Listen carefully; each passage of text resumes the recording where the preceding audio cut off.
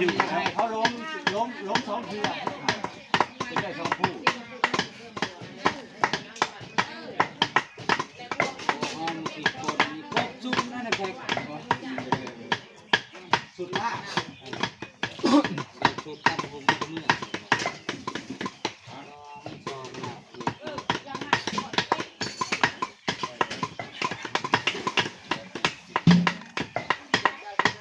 น้ำที่เอาทีได้หนักเลยนะรวมกลางค่าเลย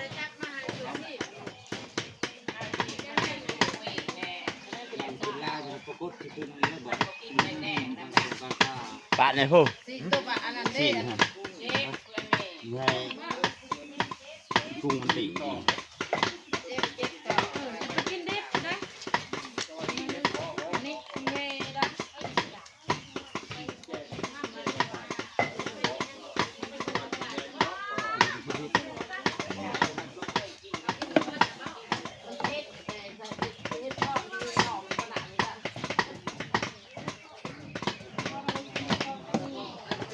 แหกหรือแหกบางๆพอแล้ว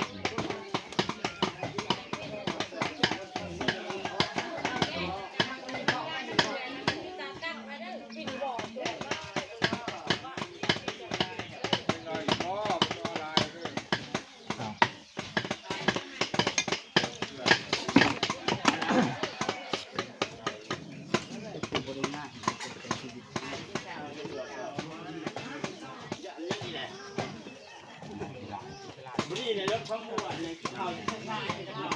เรื่องก็เลยสุกเลยจัดมาเลย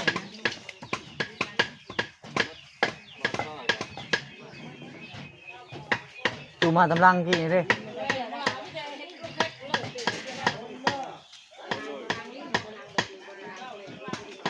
สถาบันหมากเชื่อแบบ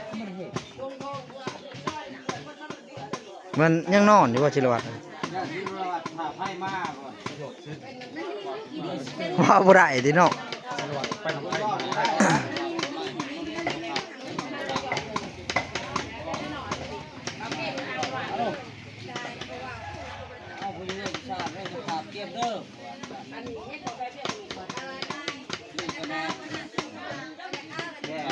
คู่มาพบเลยได้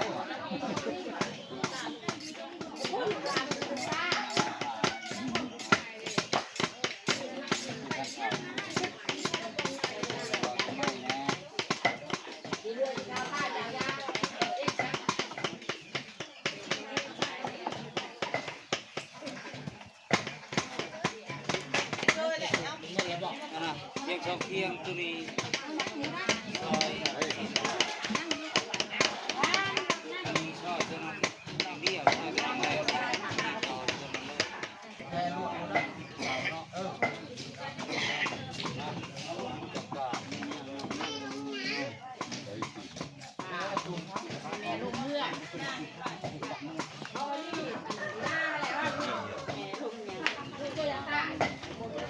แล้วผักกระดูกอ่ะโอ้น่ะ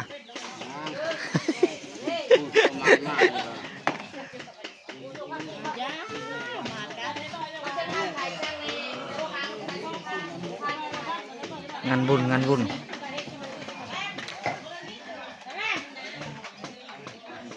โคสี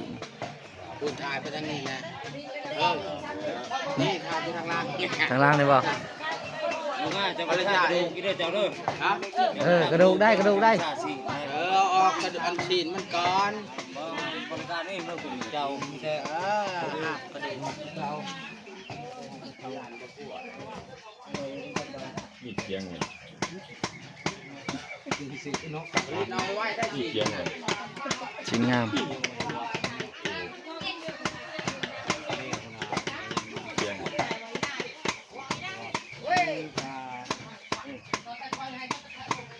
ไม่กระจับห้องเงี้ยคือ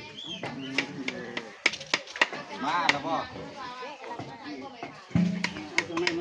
ไว้แน่ยังเซ่อยู่